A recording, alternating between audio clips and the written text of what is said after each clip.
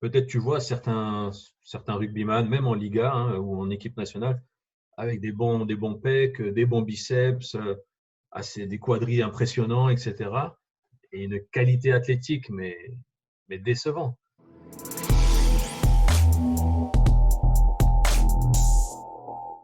Bienvenue sur le podcast Upside Strength, la ressource numéro 1 en Suisse pour toutes choses fitness et performance. Aujourd'hui, j'ai la chance d'accueillir sur le podcast Ismaël Meyer, coach sportif et préparateur physique. Ismaël accompagne ses clients depuis 2013 dans la réalisation de leurs objectifs sportifs et santé au sein de la structure Coach Santé qu'il a fondée avec son ami Jimmy à Lausanne et à Vevey. Au fil des ans, Ismaël s'est spécialisé notamment en préparation physique pour sportifs d'élite, dans le suivi de carrière d'athlètes, dans la nutrition et le sport handicap. Ismaël, merci d'avoir accepté mon invitation. Avec plaisir. Pour ceux qui ne te connaissent pas encore, est-ce que tu peux nous dire un petit peu ton parcours professionnel et comment t'en es arrivé à coacher? Oui, tout à fait. Alors, je pense que l'envie et la motivation de coacher, elle est venue vraiment du fait d'avoir été soi-même athlète, enfin joueur de rugby en Suisse pendant un certain nombre d'années. On s'est connus d'ailleurs sur les terrains.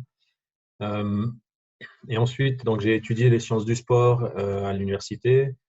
J'ai fait mon diplôme d'enseignant de sport et j'ai fait différentes formations continues dans le sport et puis dans la nutrition du sportif. Et maintenant, donc, j'enseigne l'éducation physique dans les écoles. Et comme tu as dit, j'ai cette société de coaching depuis 2013 avec mon associé Jimmy. Tu peux nous en dire un petit peu plus sur Coach Santé, ce que c'est, ce que tu as voulu construire avec ça et avec Jimmy? Oui, alors en fait, c'est une idée qui est venue pendant nos études. On a réalisé qu'il y avait peut-être un gap dans la prépa, en tout cas dans le coaching. On était parti plutôt dans le coaching des gens lambda, on va dire, toujours avec dans la tête quand même de se dire ah bah pourquoi pas des sportifs d'élite une fois ou pas. Et, euh, et voilà, au fur et à mesure, on s'est développé et puis on a assez vite, on est assez vite arrivé vers le coaching d'athlètes. On a commencé avec l'équitation, ensuite avec le rugby, l'uni-hockey. Et maintenant, on touche un petit peu à tous les sports, en fait. Et qu'est-ce que tu as vu qui manquait, quand tu as dit qu'il y avait un petit espace dans le monde du coaching, qu'est-ce que tu voyais qui manquait dans ce monde-là? Bah, en fait, j'avais l'impression que le monde du fitness, en soi, il était assez bien construit. L'industrie du fitness, elle a été dans les années 2000, etc. Ça fonctionnait quand même assez bien. Il y a toujours eu des nouvelles technologies, etc.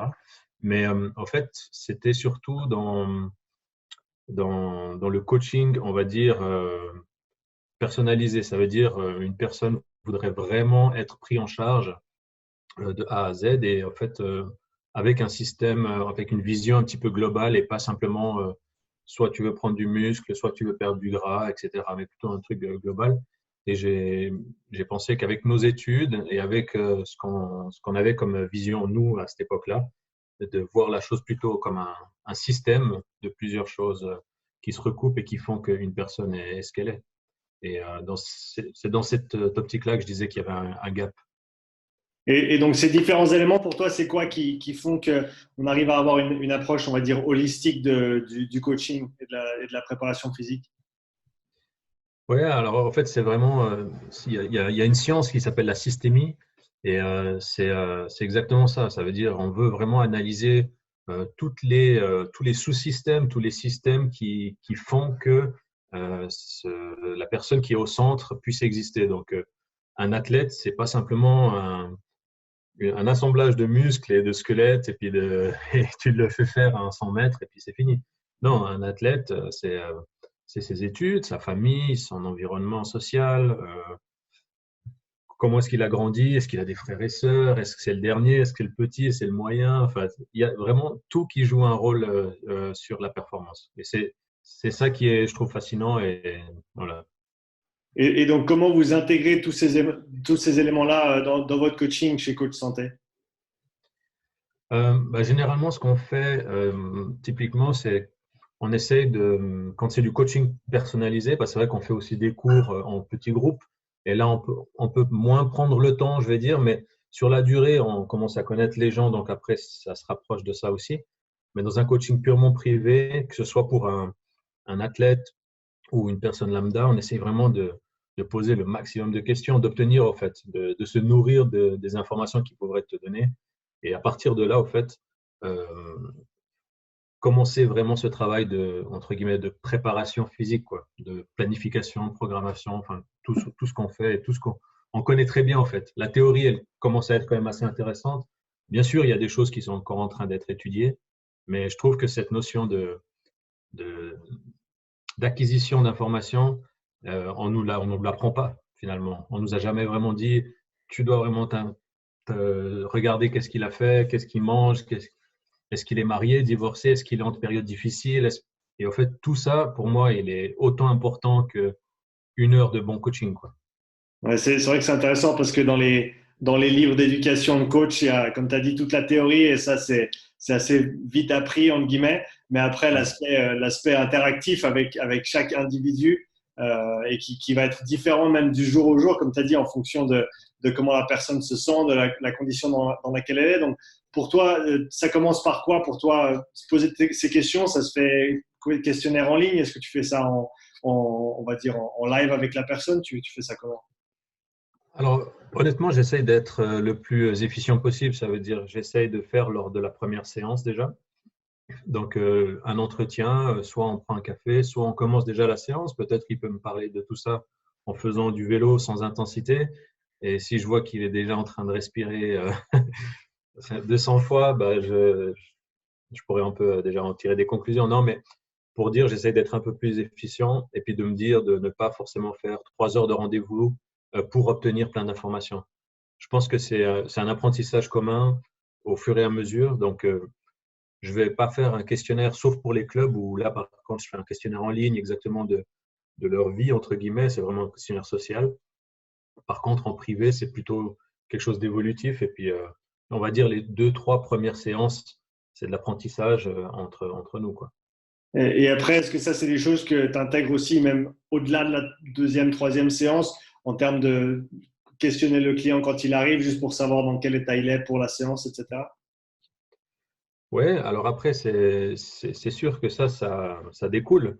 Et, mais c'est là où le coach, c'est un peu comme le coiffeur. On est souvent des confidents. Ça veut dire qu'on entend des choses que ils osent finalement, ils osent se libérer et puis expliquer ce qui se passe dans leur vie. Et peut-être des fois, bah, ça explique une contre-performance ou alors au contraire une super performance. Mais ça vient assez vite. Mais je mets pas ça sous les 5 premières minutes et je lui dis alors comment tu es en ce moment, etc. Je préfère attendre et puis au fur et à mesure ça vient. De toute façon, s'il y a quelque chose, on le sent. Puis au pire, si après 10 minutes je le sens pas, je lui dis bah écoute, dis-moi ce qui se passe parce que là je remarque quoi. Donc, pour revenir un petit peu plus spécifiquement à la prise en charge d'athlètes, de sportifs d'élite, est-ce que tu peux nous parler un petit peu de ton processus de prise en charge et qu'est-ce que tu fais avec un athlète avec lequel tu vas travailler? Ouais. Ouais, bah, ça ressemble alors bien sûr à cette systémie, donc ce recueil d'informations finalement, déjà dans un premier temps, et il sera beaucoup plus poussé que pour, comme tu disais, une personne lambda. Vraiment, j'aimerais savoir ses objectifs sportifs, ses objectifs de vie, qu'est-ce qu'il mange au quotidien, donc qu'est-ce qu'il boit, combien d'heures il dort par nuit. Vraiment, là, c'est vraiment quelque chose de noté. C'est 1 heure, on ne fait que de discuter de ça, ou alors même un email, et puis il me répond précisément pour avoir vraiment, vraiment le plus d'informations possible. Et ça, c'est le tout début de tout début. Ouais. Donc ça, c'est vraiment, enfin, sans ça, je peux pas travailler, quoi, je peux pas avancer. Et donc, une fois que tu as fait le questionnaire, tu as recueilli toutes les informations, la prochaine étape, c'est quoi? C'est de discuter avec lui de ces étapes-là, Ouais. de savoir quel est son dévouement à ses objectifs, de savoir qu'est-ce qu'il est capable de réaliser à court, moyen, long terme et qu'est-ce qu'il voudrait lui à court, moyen, long terme. C'est beaucoup de ce genre de questions. Ouais. Et ça t'est déjà arrivé de devoir refuser des clients parce que peut-être que ce qu'ils t'ont dit dans le questionnaire, ça reflétait pas nécessairement ce qu'il fallait pour qu'ils puissent atteindre ses objectifs ou est-ce que tu peux nous parler un peu de ça? Ouais, tout à fait. Alors, ouais. Alors c'est drôle que tu en parles parce que J'ai un client, il m'a dit, ah ben moi, j'aimerais rentrer, faire une session d'examen pour rentrer à l'université en sport. Voilà. C'était son objectif. Il voulait rentrer à l'université en sport. Et puis donc, il y a des tests d'entrée qui sont assez exigeants. Et, euh, et donc, il m'a dit, bah voilà, est-ce que je peux y arriver? J'ai 3 mois, est-ce que je peux y arriver? Bah, je lui ai dit, bah écoute, on va aller en salle de gym et puis on va passer en revue les examens. Et au bout de l'heure, en ayant fait les différents tests, ben, moi, je lui ai dit clairement, je lui ai dit, écoute, c'est un beau projet. Ça pourrait être très intéressant pour moi parce qu'on se verrait 2, 3 fois par semaine et c'est clair que financièrement, ben, ce serait quelque chose d'intéressant. Mais je lui ai dit, je pense pas que c'est une bonne idée. Euh, en analysant tous les paramètres, donc il m'a expliqué sa situation familiale, il avait 30 et quelques années. Enfin, le tout faisait que moi, j'avais un truc qui me disait, non, je vais lui donner mon conseil, c'est ça. S'il accepte, ben, tant mieux. Et s'il refuse de me suivre, eh ben, on le fera quand même et puis il essayera, quoi. Et donc, pour en revenir aux athlètes que tu prends en charge, donc tu as eu cette conversation avec eux après les questions. Est-ce que tu nous parles un petit peu de ton processus en termes de création de programmes d'entraînement? Comment est-ce que tu structures? Quelles sont les premières choses auxquelles tu penses et tu mets en place? Alors, si on parle purement sportif, c'est, comme je t'avais dit, les objectifs court terme, court, moyen, long terme. Et à partir de là, donc, il doit me dire, s'il me dit, bah voilà, moi, j'ai les JO. Bon, là, malheureusement, ils ont été décalés, mais j'ai les JO dans 2 ans. Ça, c'est mon objectif principal. Et à partir de là, ben, on sait où on veut aller. Puis à partir de là, tu peux commencer à planifier. Ça, c'est vraiment les 3 gros points qu'on doit avoir, c'est court, moyen, long terme. Et grâce à ça, tout découle. Donc après, tu peux savoir ben, c'est quoi tes disponibilités, c'est quoi tes moyens, parce que finalement, c'est aussi ça, c'est le nerf de la guerre, tu vois. Est-ce qu'il est professionnel, est-ce qu'il est amateur, semi-pro, pardon. Donc ça, c'est tout, de nouveau une série de questionnements qui doivent aider à la planification. Mais pour moi, l'essentiel, c'est déjà d'avoir ces objectifs-là, parce que si tu n'as pas d'objectif dans la performance, pour moi, bah, finalement, tu retournes dans un client lambda, en fait. Oui. Même si les clients lambda ont des objectifs aussi, des fois, très, très intéressants.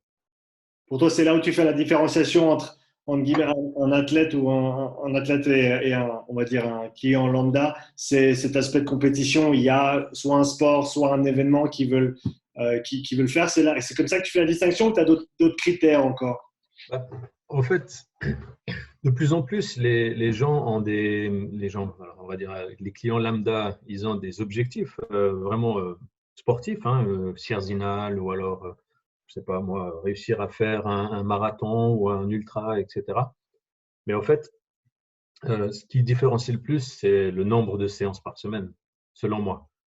Au final, si moi je te pose la question, combien de fois tu t'entraînes par semaine? Tu me réponds 2, l'autre il s'entraîne 7 fois.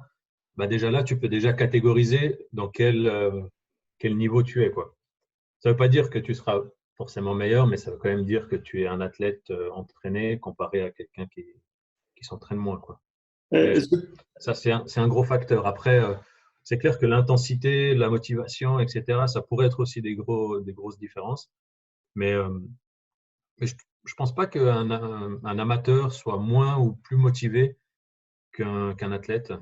Moi, je trouve que s'ils ont un objectif, ils sont autant motivés. Ouais. Pour toi, c'est quoi le minimum de séances par semaine, que ce soit avec toi ou en général, que quelqu'un doit faire pour atteindre un objectif? Je sais que c'est assez vague comme question parce que les objectifs peuvent varier grandement, mais est-ce que tu as un minimum dans ta tête? Est-ce que si quelqu'un te dit ah, je peux faire qu'une séance par semaine et je peux vraiment rien faire d'autre, est-ce que c'est quelqu'un avec qui tu vas travailler ou comment ça marche? Pour un sportif ou pour plutôt quelqu'un de lambda? Prenons quelqu'un lambda pour commencer. Alors moi, c'est un peu la règle de 3, enfin la règle qui me dit, si tu veux t'entraîner une fois par semaine, c'est simplement un peu du maintien. 2 fois, ça commence à un petit peu parler d'entraînement. Et après, de progression, c'est vraiment 3 fois.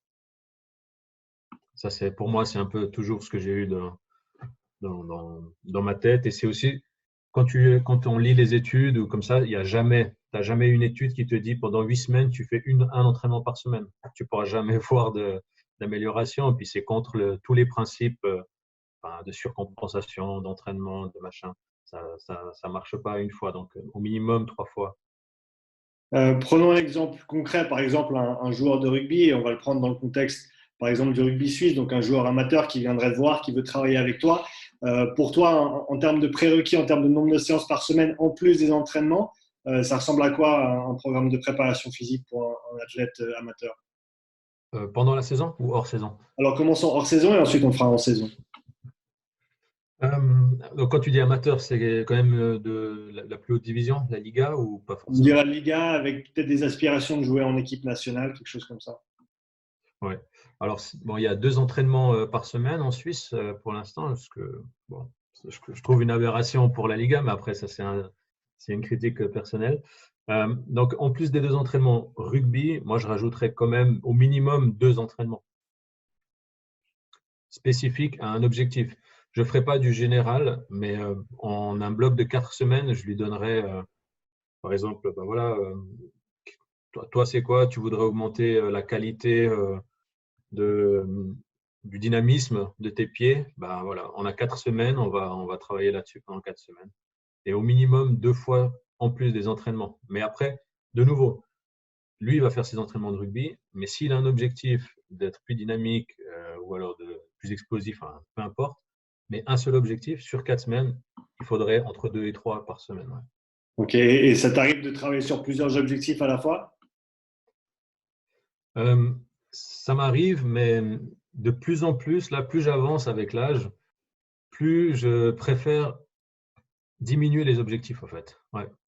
Parce que c'est vrai qu'on a eu tendance à vouloir bosser un peu tout et au final, tu bosses rien.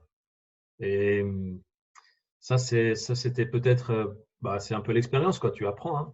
Mais moi, j'ai remarqué, je pense que c'est quand même plus intéressant de se dire, ben voilà, OK, on va se limiter à un objectif principal et un secondaire. On va vraiment se dire, ben, on va pas le tester, on va pas faire des pré-tests, post-tests, mais on va se dire, ben voilà, si ça suit, tant mieux. Mais par contre, il y en a un qui doit être prépondérant, ouais, je pense. Vu qu'on évolue tous les deux un peu dans le monde du rugby, enfin, pas qu'un peu, dans le monde du rugby suisse, pour toi, c'est quoi les piliers de la préparation physique pour un joueur de rugby amateur en Suisse, s'il veut simplement pouvoir s'épanouir dans la Liga et pouvoir vraiment, on va dire, développer son plein potentiel au niveau du rugby, quelles sont les facettes de sa préparation physique? Alors, alors, je pense qu'on le connaît, le rugbyman suisse, donc je pense que déjà, c'est qu'ils comprennent que ça ne suffit pas à 2 entraînements par semaine. Déjà ça. Point de vue éducation, un petit peu, il doit comprendre que ça ne suffit pas, tout simplement.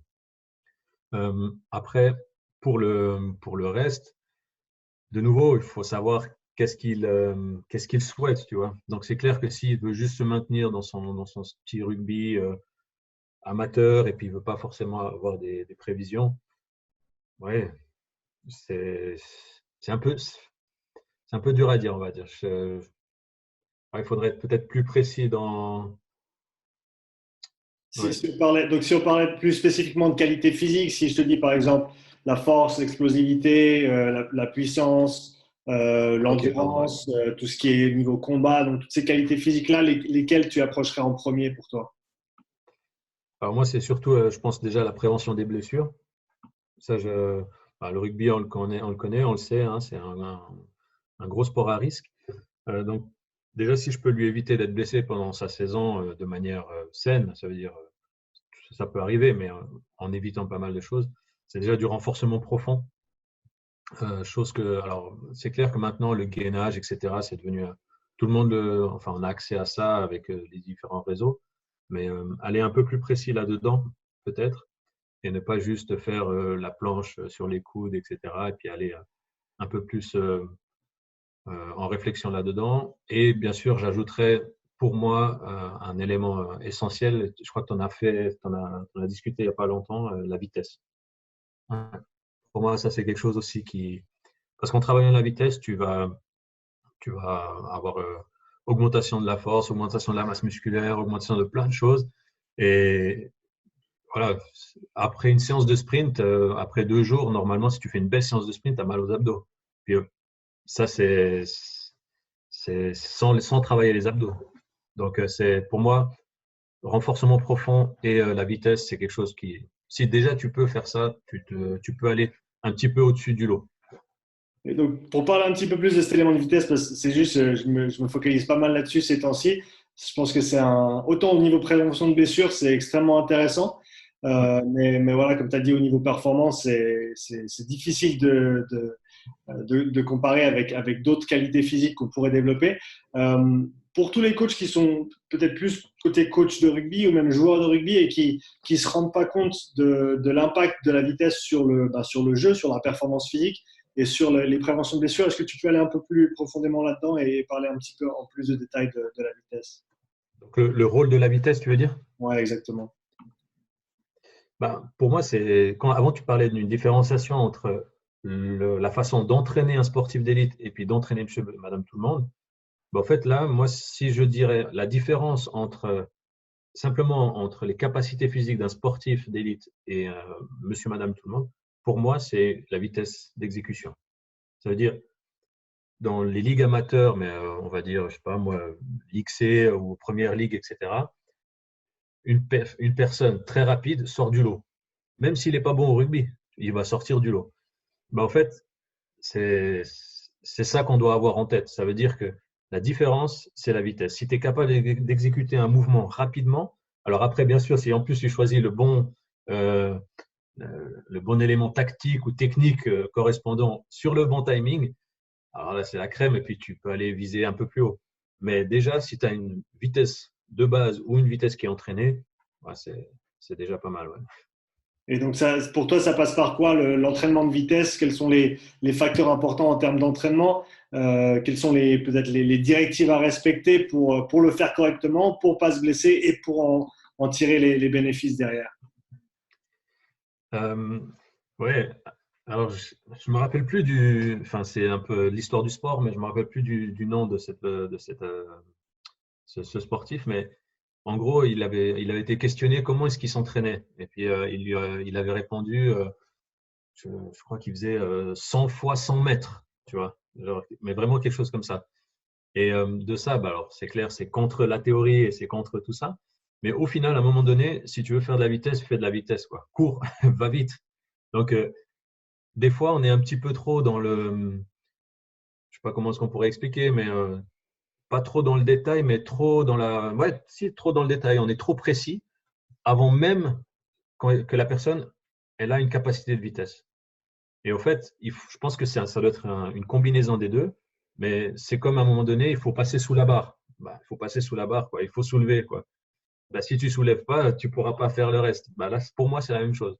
Tu veux de la vitesse, alors avec un bon échauffement, avec tout ce qu'on veut, hein, de la coordination. J'ai vu que tu as travaillé pas mal aussi avec les échelles, etc. C'est exactement ça. Puis après, justement, amener ta vitesse.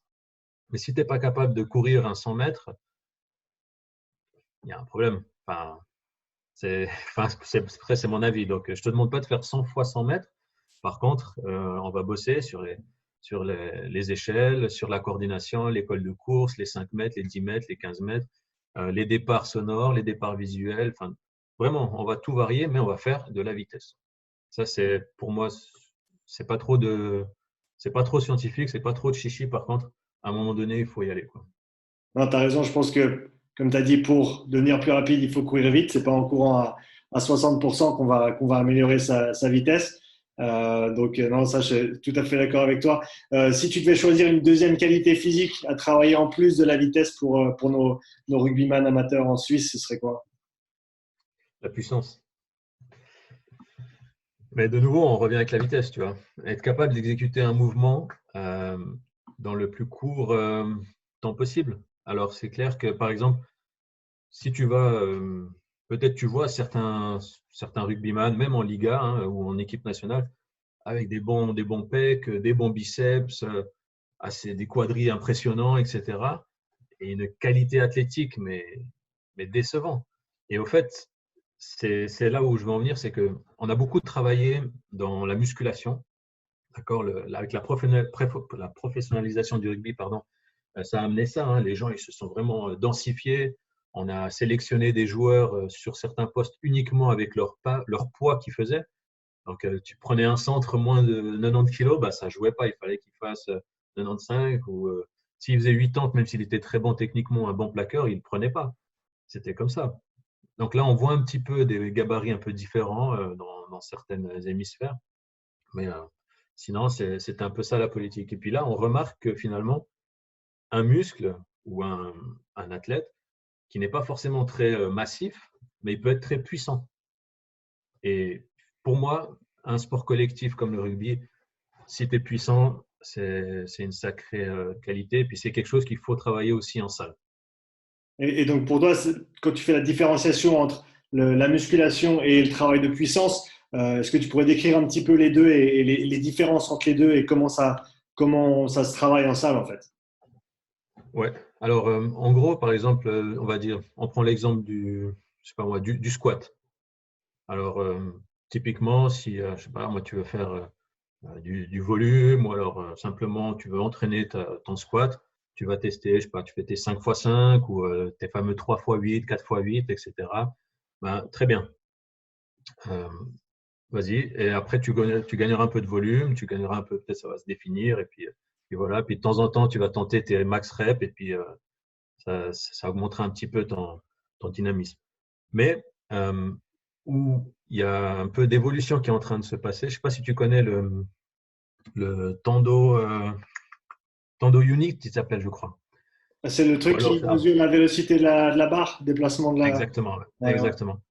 En fait, tu l'accroches à la barre, il y a un fil, et en fait, ça mesure simplement comment le fil il se déroule. Ouais. Et ça te met tout de suite un affichage. Ça te met le nombre enfin, la vitesse, quoi. Et en fait, ça, c'est hyper pertinent parce que c'est exactement ce que tu as envie. Tu veux faire ton accélération, bah, tu pars d'un moment où tu as vitesse zéro, tu accélères. Bah, en fait, là, tu fais la même chose avec un poids. Donc, c'est exactement ça que moi, typiquement, pour un rugbyman de bon niveau, j'axerais, s'il me dit, ah, j'aimerais développer, je sais pas moi, mon dynamisme, si on peut l'appeler comme ça, bah, j'irais sur de la puissance, quoi. Et donc, en termes de, je ne sais pas si on parle en mètres par seconde, en termes de vitesse de mouvement, est-ce que tu as on va dire, une fourchette de vitesse que tu veux viser justement pour ce développement de la puissance plutôt que juste de la force lente? Non, non, j'ai pas de fourchette, mais je sais il y a des études qui sont faites, ça je pourrais ressortir, qui disent exactement ce que tu dis là. Avec un certain pourcentage de ta force max, tu devrais être capable de faire tant de vitesse avec telle barre ou tel mouvement. Ouais. Ouais, Mais ça, c'est un peu le futur, ou c'est déjà ce qui se fait pas mal hein, chez les athlètes, mais pour typiquement une machine de musculation, tu vois, dans un grand centre fitness, la personne, elle pourrait se poser dessus et faire ses pecs, bah, au lieu de faire juste ses pecs tranquille, bah, en fait, il y a une machine un écran qui est devant, puis elle dit allez-y, boum, tu fais, ça te met allez, 0,2. Mince, vous pouvez faire mieux. Boum, tu refais, puis ça te met 0,4. Et en fait, ça devient interactif, et puis là, c'est déjà une notion de puissance, quoi. ouais, c'est intéressant. Je parlais avec Pat Davidson récemment sur le podcast et il parlait justement de ça et c'est ce qu'il est en train de mettre en place dans sa salle à New York. C'est toutes les machines pour faire le travail comme ça et quantifier en fait Voilà, le exactement. travail en instantané, que ce soit la puissance, la force, la charge, la vitesse, pour avoir ce feedback instantané, comme tu Ah, ouais. disais. Je pense que, comme tu as dit, ça devient intéressant autant pour nous les coachs que pour les athlètes parce que c'est ces outils on va dire, de quantification de vitesse, ils sont maintenant disponibles aussi à tout un chacun si on veut bien investir. Et ça nous permet justement, par exemple, dans un contexte de travail de puissance, de se dire, eh ben, je vais faire des répétitions jusqu'à arriver à ce seuil et si je ralentis plus que tant, eh ben, j'arrête ma série Exact. et laisser notre, on va dire, notre volume de travail est déterminé par la qualité du travail et non plus par juste un chiffre arbitraire, comme tu as dit, un 4x8 ou un 4x10. Exactement. Non, mais c'est clair. Et je pense que ça, c'est un peu le futur entre guillemets, il faut que enfin après, ça, moi je suis pas là-dedans, mais il faut si le centre fitness, comme on le connaît avec les machines, avec ces grands mètres carrés, etc., ils doivent se développer dans ce sens-là, selon moi, parce que sinon ils vont mourir. Enfin, après, c'est des réflexions comme ça, mais ça m'intéresse je vais aller regarder, comment il s'appelle? Tu as dit avant le? Pat Davidson. Pas de, ok, C'est Et intéressant, ouais. il a fait d'autres podcasts aussi où il parle un peu plus précisément du travail qu'il fait, notamment avec la marque Kaiser qui produit ses machines, mais aussi avec une autre technologie dont il parle pour pouvoir faire ça sur n'importe quelle machine, en fait. Et avoir ce retour instantané de performance qui est quand même vachement intéressant à ce niveau-là. Bien sûr, ouais. Non, non, ça c'est clair. C'est clair. Pour toi, c'est quoi le rôle de la nutrition dans la performance? Est-ce que c'est quelque chose que tu abordes aussi avec on va dire, avec les joueurs de rugby avec lesquels tu travailles ou avec les autres athlètes avec lesquels tu travailles? Oui, oui, alors bien sûr. Alors, bah, autant finalement, c'est assez drôle parce que ça se recoupe autant dans la personne lambda que l'athlète pour moi. Parce que la personne lambda, elle va souvent te dire, ah ouais, cette petite bouée, j'aimerais bien la perdre, euh, etc. Et puis l'athlète, il va dire, bah, moi, je veux être plus performant, qu'est-ce que je dois manger, quoi. Donc, c'est clé, c'est un facteur vraiment clé de la performance, c'est indissociable, quoi. C'est, pour moi, tu pourrais, en pourcentage, je sais pas moi, 40%, 30%, sans être trop gourmand, je pense que c'est ça. Ouais. Tu vois, c'est assez important. Elle a un rôle avant, pendant, après la performance. On la sous-estime souvent. On la sous-estime. On se dit, ouais, non, mais là, c'est bon, j'ai bien mangé, j'ai mangé mes pâtes, je peux y aller. Non, ça marche pas comme ça, quoi. Ouais. Alors, Et, le gros plat de pâtes le midi avant le match à 3 heures, t'en penses quoi? alors, ouais, bah, tu vois, il y a eu plein de théories, plein d'études, hein. Il y a eu les régimes suédois ou finlandais, etc., où est-ce qu'ils se faisaient pendant 3 4 jours avant, ils se faisaient des stocks de pâtes, de riz, enfin, pour faire avoir du glycogène partout, partout, à en exploser. Et après, ils se sont dit, ah, bah, pourquoi pas, on pourrait essayer de ne pas manger de pâtes, pas de féculents, jusqu'au jour avant, ou alors 3 heures avant, manger des pâtes, et après, ça nous fera une sorte de boom. Et en fait, ils remarquent que dans les deux cas, ils ont le même taux de glycogène. Donc, ouais. Pour moi, si tu veux manger des pâtes avant, ben, mange tes pâtes. Apprends juste à te connaître.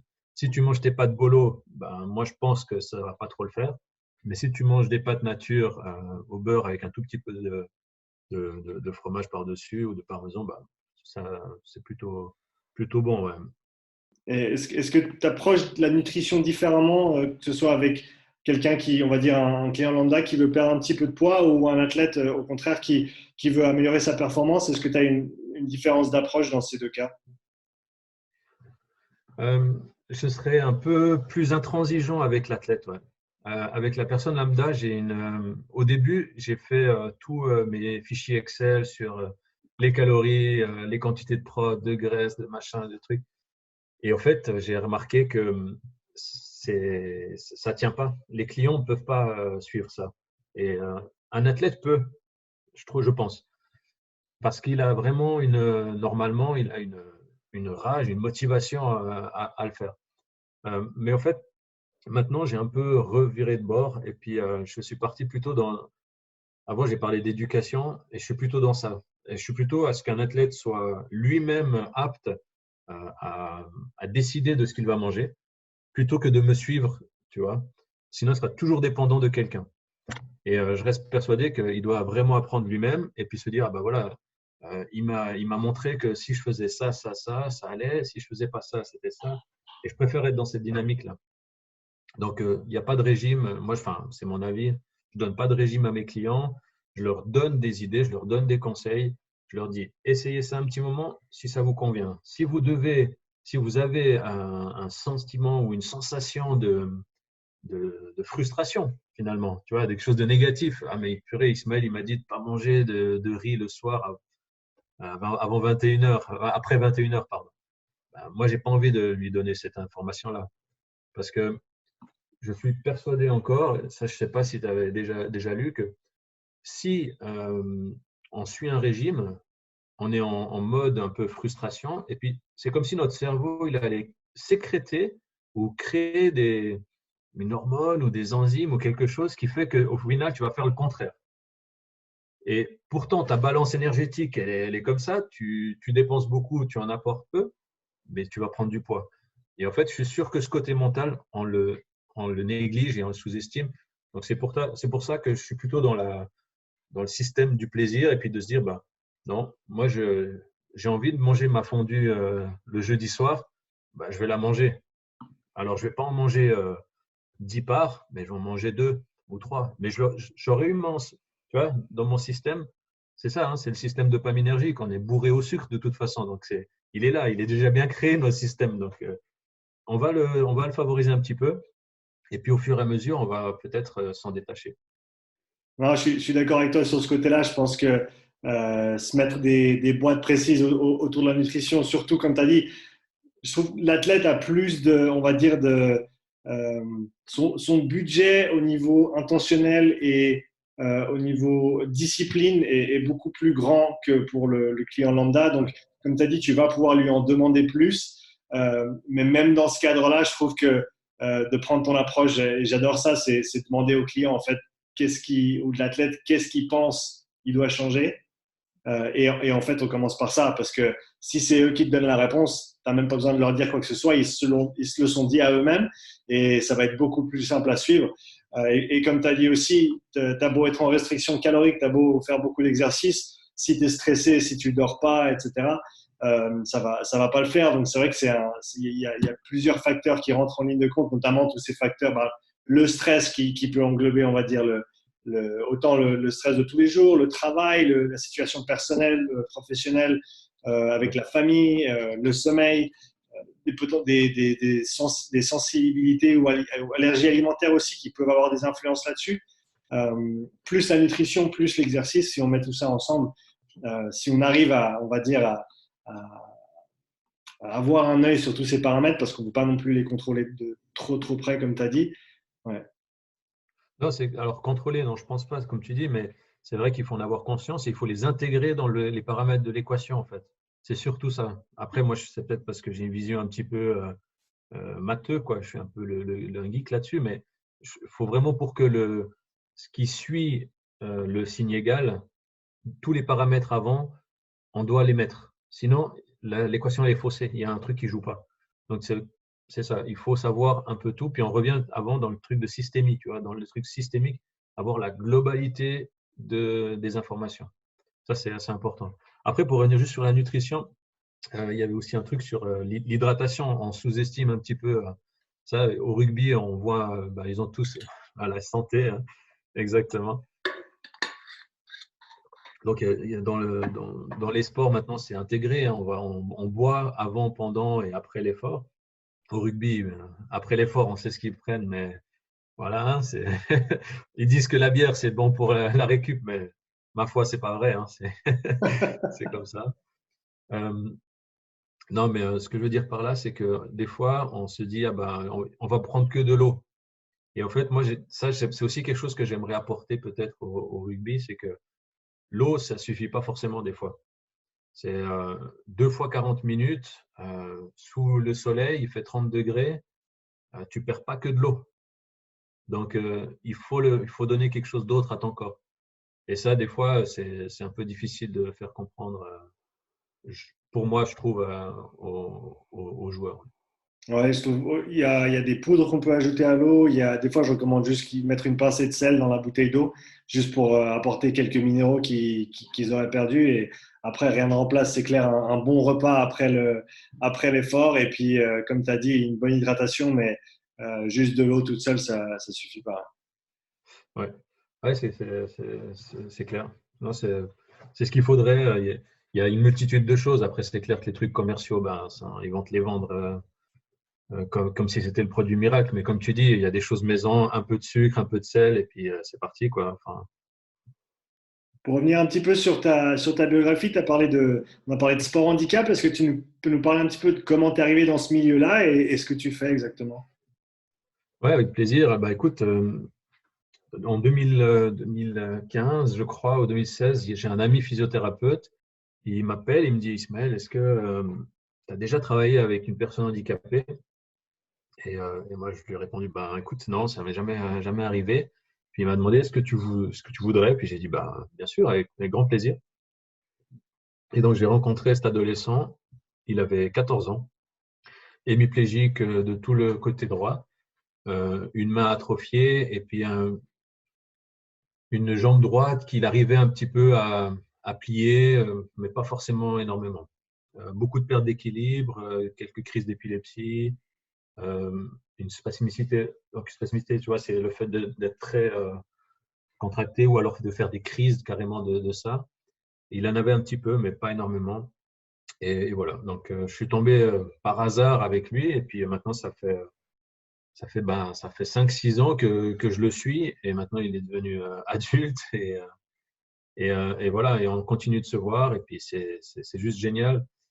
Et ce qui est fou avec ça, c'est que avant, on parlait un peu aussi des apprentissages et tout, mais là, tu apprends en fait. Alors, il y a des masters à l'université qui s'appellent des masters en APA, activité physique adaptée. Moi, c'est pas ce que j'ai fait. Moi, j'ai fait sciences de l'éducation, hein, donc enseignement. Mais je suis vraiment tombé, entre guillemets, amoureux de cette façon de voir l'entraînement, en fait.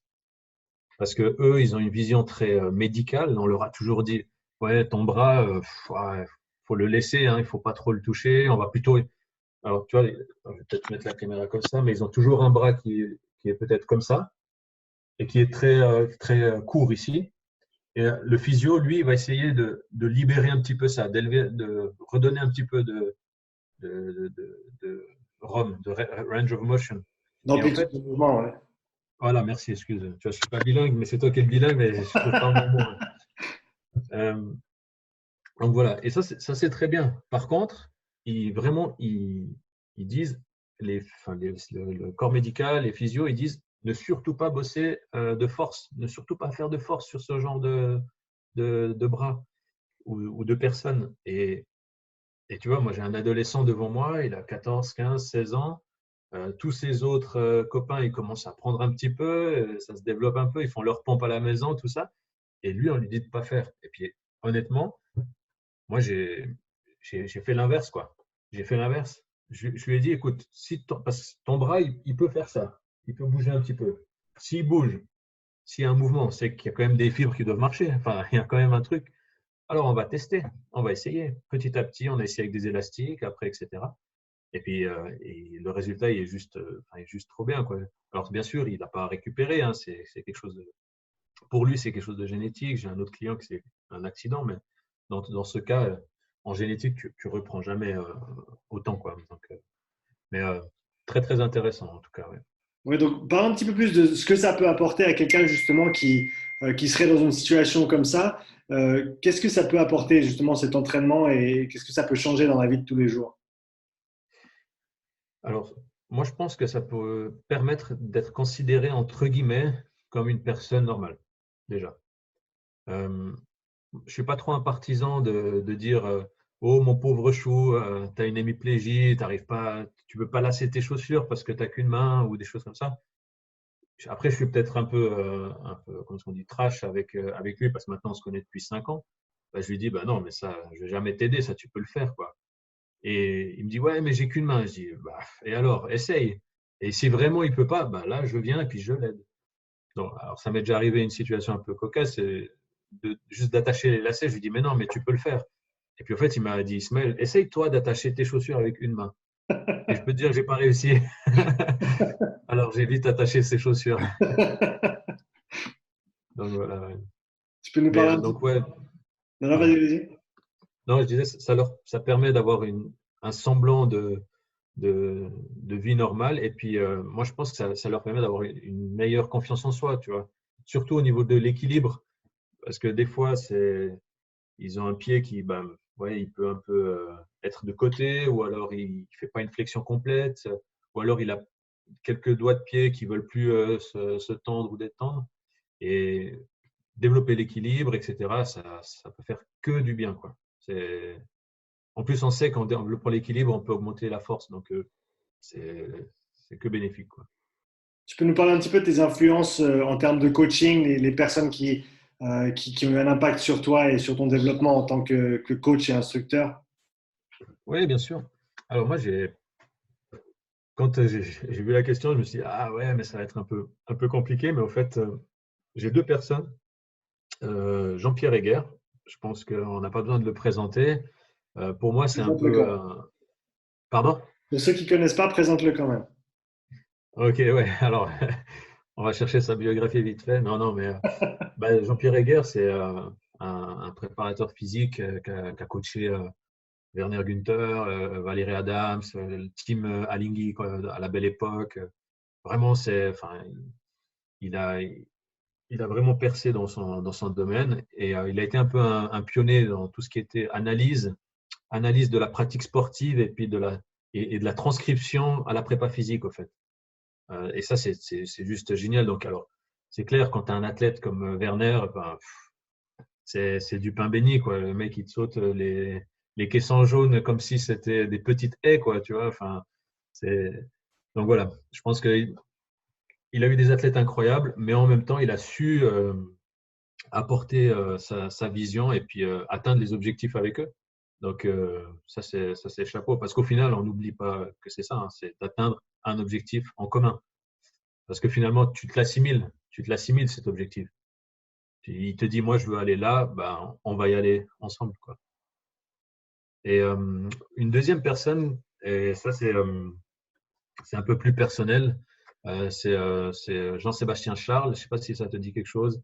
Non. C'était un ancien responsable du centre d'analyse de sport de l'Université de Lausanne. Ok. Et c'est avec lui que j'ai fait, en fait, durant de mes 18 à 20 ans, je me suis entraîné toujours en prépa physique avec lui à Lausanne. Et, euh, et lui, il a su me. Je ne peux pas dire il a su me motiver parce que maintenant on dit qu'on ne motive plus les personnes, mais ils doivent se motiver eux-mêmes. Donc il a su me guider en tout cas vers une motivation que j'ai trouvée moi-même.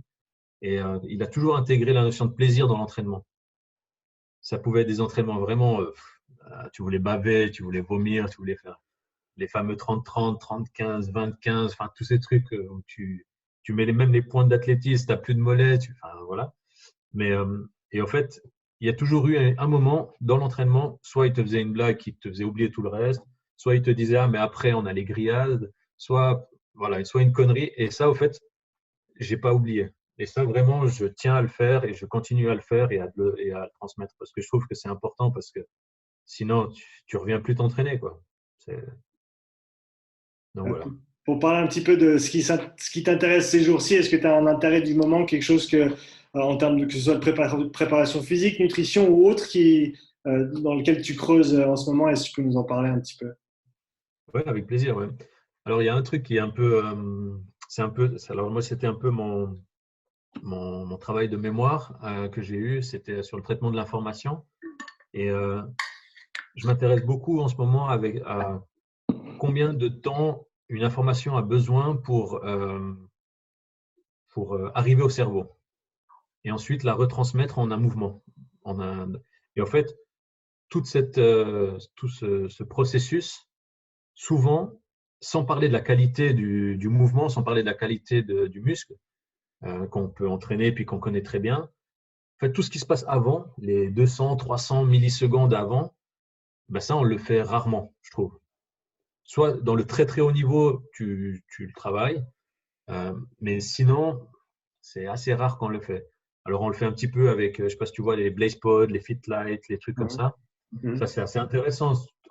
C'est déjà les prémices de ça. Ça veut dire, il y a un stimuli, boum, tu dois répondre. Tac, ok, tu dois faire ça. Ah, on t'a dit de toucher que les couleurs rouges, ben et tu traites l'information et puis tu réponds. Ça, c'est déjà les prémices.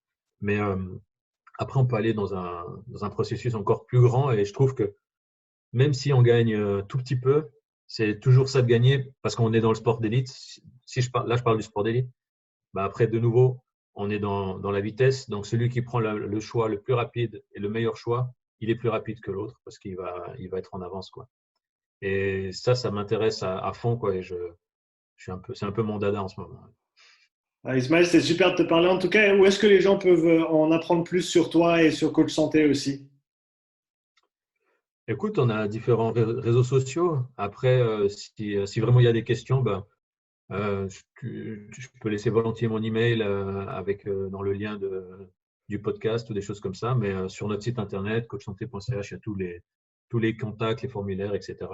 Et sinon, voilà, on a une salle à Lausanne, une salle à Vevey, bientôt une salle à Fribourg. Donc, avec grand plaisir si quelqu'un une fois passe par là, quoi.